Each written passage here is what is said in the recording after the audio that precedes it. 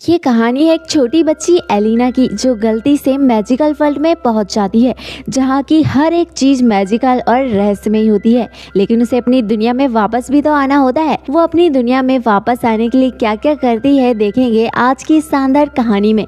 So hello everyone, Kanchan here, let's begin the story. इससे पहले हम कहानी की शुरुआत करें, आप वो रेड कलर का सब्सक्राइब का बटन जरूर दबाएं, ताकि आपको ऐसे ही न्यू वीडियो की नोटिफिकेशन मिलती रहे। कहानी की शुरुआत एक मैजिकल वर्ल्ड को दिखाते हुए की जाती है, जहां एक तोता उड़ रहा होता है। ये तोता जिस किंगडम के ऊपर से उड़ रहा होता है, उसकी प्राकृतिक सुंदरता को कोई जवाब ही नहीं होता। तोता सीधे कैसल में पहुंच जाता है, जहां उस राज्य की रानी रहा करती थी। वो रानी क्वीन के साथ साथ जादूगरनी भी होती है और अपनी मंत्र की शक्तियों से एक तरह का अमृत बनाने की कोशिश करती है। तभी वो तोता उससे कहता है कि बेली आपको अमृत देने के लिए तैयार है, जिससे आप अमर हो जाएंगी, पर बदले में वो आपके सिल्वर शूज मांग रही है। लेकिन रानी तोते की सारी बातों को इग्नोर करती है और अपने अमृत बनाने के प्रोसीजर को कंटिन्यू करती है। इसी दौरान हम तोते को देखते हैं, जो उसके सिल्वर शूज निकालने की कोशिश करता है। ये देखकर रानी को गुस्सा आ जाता है और वो तोते को पकड़कर दूर फेंक देती है, जिसके बाद वो मैजिकल फ्लावर को उस सीरम में डाल देती है। ये मैजिकल फ्लावर करीब 20 सालों में एक ही बार खिलता है, यानी कि अब उसका सीरम तैयार हो गया है। जहां हम उस सीरम को देखते हैं, जिसमें एक बवंडर जैसा निकलता है, और फाइनली वो उसे एक बोतल में बंद कर देती है और कहती है कि अब से कोई भी इंसान जिंदा नहीं रहेगा। ये दुनिया अंधेरे के चपेट में आ जाएगी और मैं इस दुनिया पर राज करूंगी। ये कहकर वो कैसल से बाहर आ जाती है। यहीं से सीन कट होता है, हमें रियल वर्ल्ड यानी कि मॉडर्न दुनिया को दिखाया जाता है, जहां एक कपल अपनी बेटी को लेकर कार में जा रहे होते हैं। इस लड़की का नाम एलिना होता है। यही हमारी कहानी की लीड कैरेक्टर है। ये हमेशा ही फोन में बिजी रहा करती थी, इसलिए उसके पेरेंट्स उसे मोबाइल से दूर करने के लिए अपनी दादी के घर ले जा रहे होते हैं, ताकि वो इन छुट्टियों में अपने मोबाइल से चिपके रहने की आदत से छूट जाए। इधर हम एलिना को देखते हैं, जहां उसके पेरेंट्स उसे एक बुक पढ़ने के लिए देते हैं, लेकिन एलिना काफी ज्यादा चतुर होती है। वो बुक के अंदर मोबाइल छिपा लेती है और मस्त ही मोबाइल चला रही होती है, जिसके बारे में उसके पेरेंट्स को भनक भी नहीं होती है। तभी उसके फादर को पता चल जाता है और वो उसकी बुक छीन लेते हैं। लेकिन एलिना जिद करती है और गाड़ी रुकवा कर उतर जाती है और कहती है कि मैं बिना मोबाइल के कहीं नहीं जाऊंगी। जिस पर एलिना की मॉम उससे कहती है कि ये दुनिया बहुत ही खूबसूरत है, देखो यहाँ पर क्या क्या चीजें सीखने लायक हैं।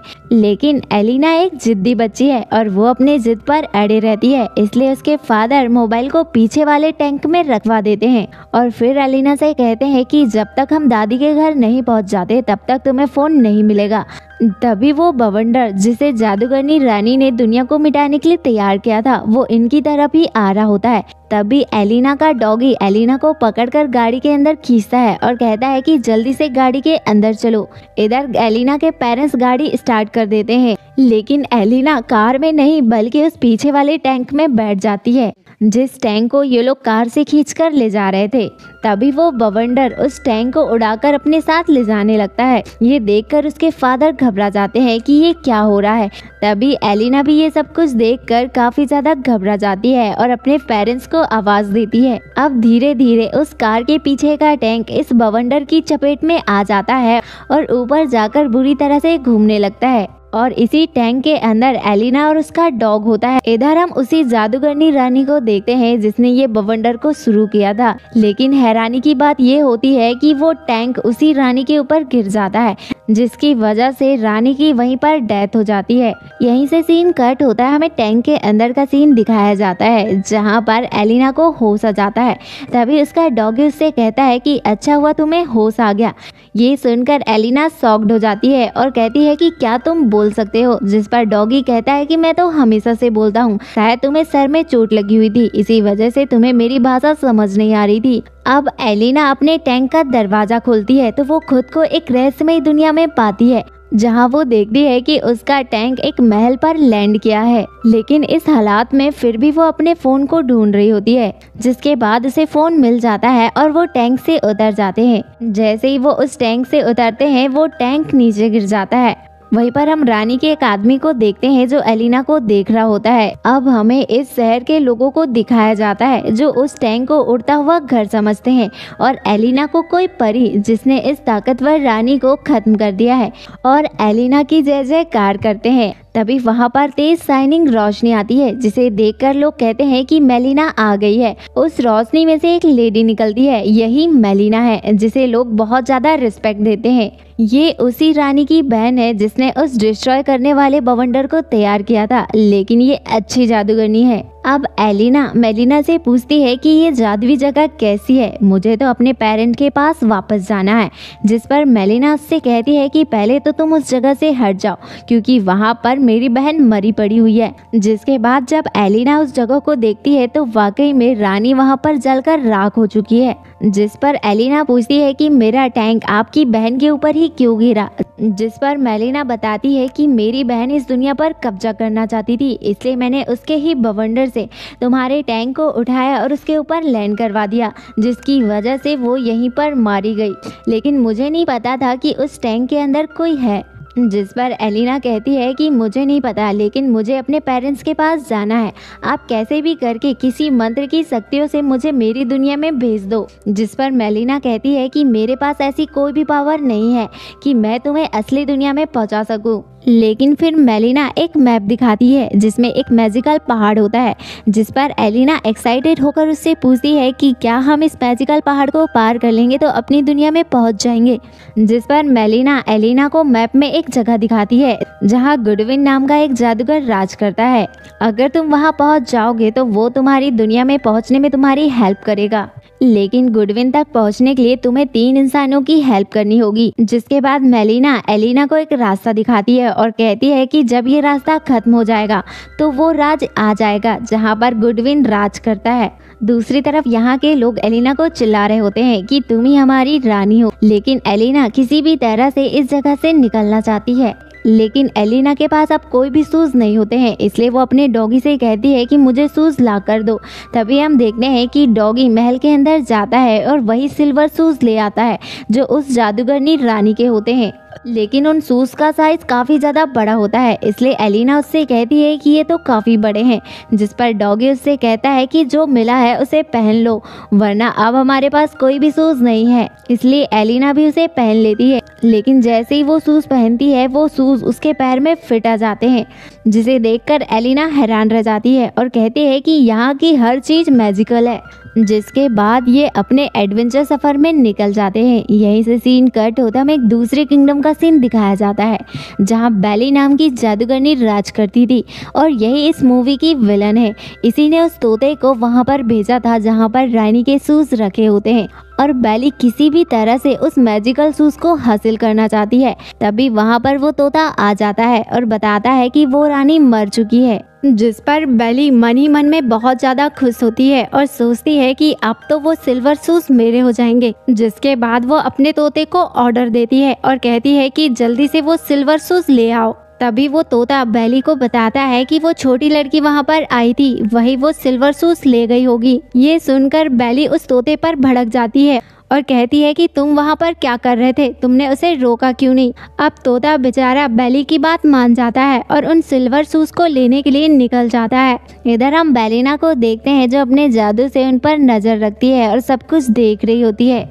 दूसरी तरफ हम एलिना और उसके डॉगी को देखते हैं जो काफ़ी दूर चलने के बाद थक जाते हैं, लेकिन अभी तक उनको एक भी इंसान नहीं मिला होता है जिनकी वो हेल्प कर सके। और जब तक वो 3 इंसानों की हेल्प नहीं करेंगे वो गुडविन के राज तक नहीं पहुंच पाएंगे।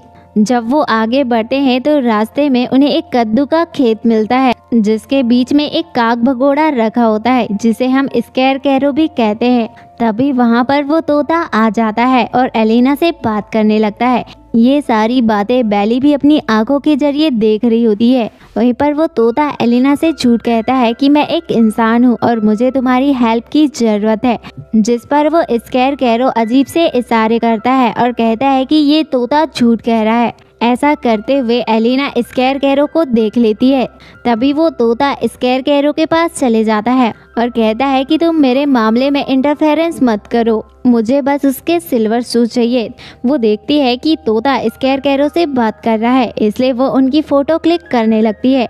तभी तोता डर जाता है और सोचता है कि कहीं ये मंत्र की पावर तो इस्तेमाल नहीं कर रही है, इसलिए तोता उड़कर वहाँ से चले जाता है। यहाँ पर स्कैरकैरो उन्हें कुछ बताने की कोशिश करता है, लेकिन एलिना को कुछ भी समझ नहीं आता है, जिसके बाद वो स्कैरकैरो का मुंह बना देती है और अब वो स्कैरकैरो अपनी बक शुरू कर देता है। और यहाँ हमें रिवील होता है कि वो स्कैरकैरो एक इंसान है, जहाँ पर एलिना उसे अपने साथ चलने के लिए कन्विंस करती है, क्योंकि एलिना को 3 इंसानों की हेल्प करके उन्हें अपने साथ ले जाना होगा। तब जाकर गुडविन उसे उसकी दुनिया में वापस पहुँचाएगा, जहाँ पर एलिना स्कैरकैरो से कहती है कि लगता है कि तुम्हारे पास दिमाग ही नहीं है, इसलिए मैं चाहती हूँ कि तुम मेरे साथ गुडविन के पास चलो, वो तुम्हें दिमाग देगा, क्योंकि वो हर किसी की ख्वाहिश पूरी करता है। इसी वजह से स्कैरकैरो उनके साथ चलने के लिए मान जाता है। दूसरी तरफ हम बेली को देखते हैं, जो गुस्से में अपने गार्ड से कहती है कि जल्दी से कारागार से उस नरभक्षी को लेकर आओ जो इंसानों को पकाकर खा जाया करता था। अब वही मुझे सिल्वर सूस दिला सकता है। जिसके बाद गार्ड्स बेली का ऑर्डर फॉलो करते हैं और वहां से चले जाते हैं। दूसरी तरफ हम एलिना और उसके दोस्तों को देखते हैं, जो अपना सफ़र जारी रखते हैं, जहां पर डॉगी और स्कैरकैरो कई सारी खूबसूरत जगहों को पार करते हैं।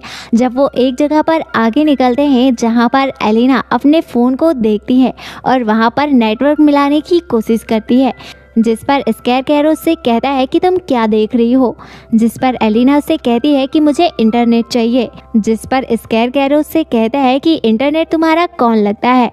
तो एलिना उससे कहती है कि इंटरनेट को कोई देख नहीं सकता, लेकिन उसके पास तुम्हारे हर सवालों का जवाब होता है। ये सुनकर स्कैरकैरो हैरान रह जाता है और कहता है कि ये लड़की उसे ढूंढ रही है जो दिखता भी नहीं है। जिसके बाद ये बढ़ते बढ़ते एक ब्रिज के पास पहुंच जाते हैं, जिसे पार करने के बाद एक फॉरबिडन फॉरेस्ट में चले जाते हैं। वो फॉरबिडन फॉरेस्ट बहुत ज़्यादा खतरनाक होता है। इधर हम बेली को देखते हैं, जिसके सामने वो खतरनाक नरभक्षी को लाया जाता है, जहाँ पर बेली उसके सामने कुछ मंत्र पढ़ती है, जिसकी वजह से वहाँ पर कुछ मशरूम उग जाते हैं, जिनमें से कुछ आवाजें आती हैं। ये सुनकर नरभक्षी बहुत ही खुश हो जाता है। अब बेली उसकी जंजीरें खोल देती है और कहती है कि अगर तुम मेरा काम करोगे तो मैं तुम्हें वो सब दूंगी जो तुम चाहते हो। ये कहकर वो उसे एक बोतल देती है, जिसे देखकर वो खुश हो जाता है। और अब वो नरभक्षी अपने मन में सोचता है कि अब मैं कई सारे इंसान को खा सकूंगा। इधर बेली उससे कहती है कि हाँ, लेकिन इससे पहले तुम्हें एक लड़की से मेरे लिए उस सिल्वर सूस को लाने होंगे।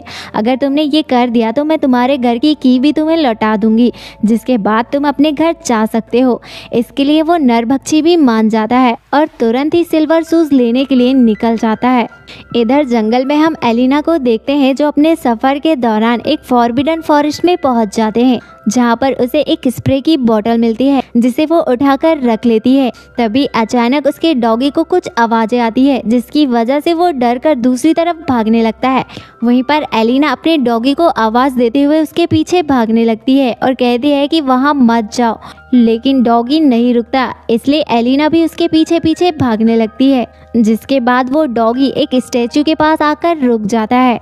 जब एलिना उस स्टैचू को देखती है तो उसे पता चलता है कि असल में ये एक इंसान था, जो किसी जादुई पावर की वजह से लोहे के स्टैचू में बदल गया है।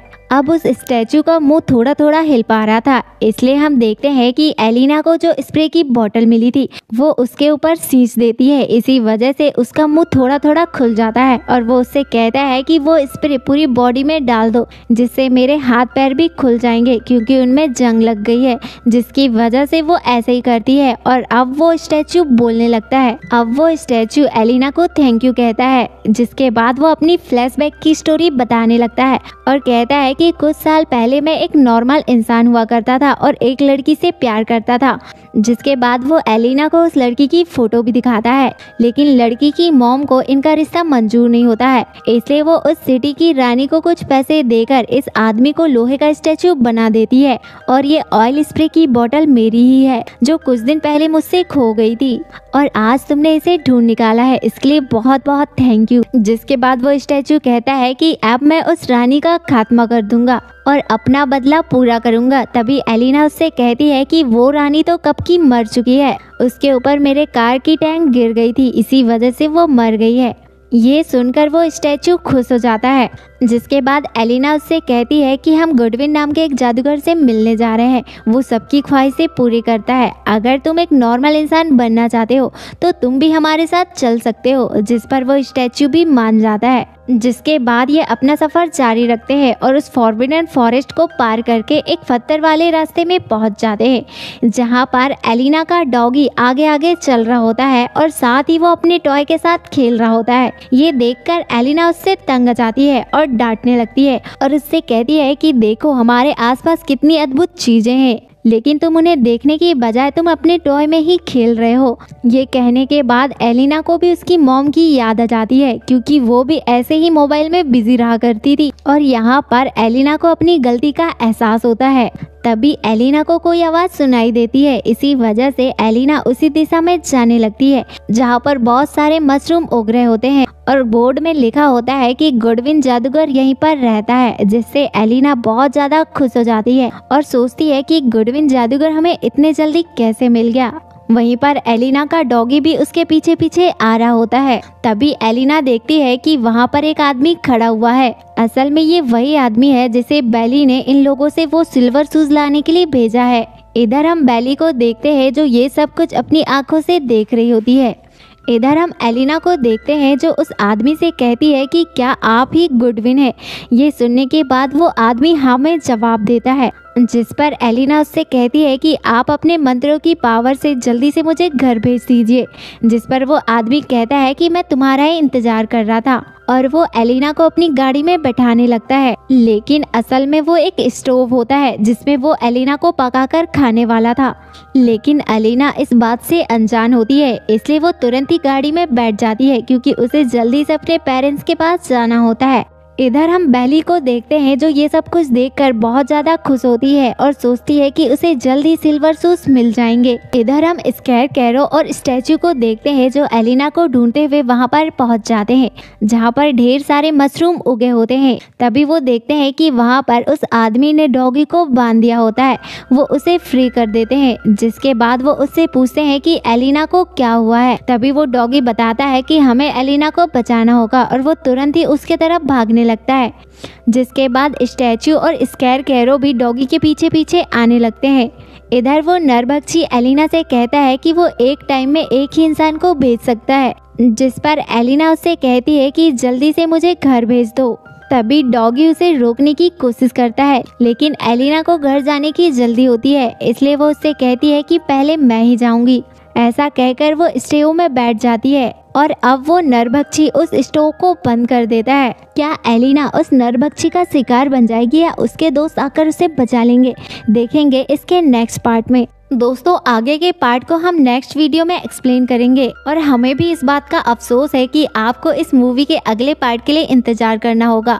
लेकिन आपको भी ये बात समझना होगा कि अभी हम बिगनर हैं और हमें इतने बड़े वीडियो को बनाने में बहुत ज़्यादा एफर्ट करना पड़ता है और इतना सब कुछ एक ही दिन में कर पाना थोड़ा मुश्किल होता है। आई होप आप इस बात को समझ पाएंगे। और अगर आपको ये वीडियो पसंद आया हो तो वीडियो को लाइक और चैनल को सब्सक्राइब जरूर कीजिएगा।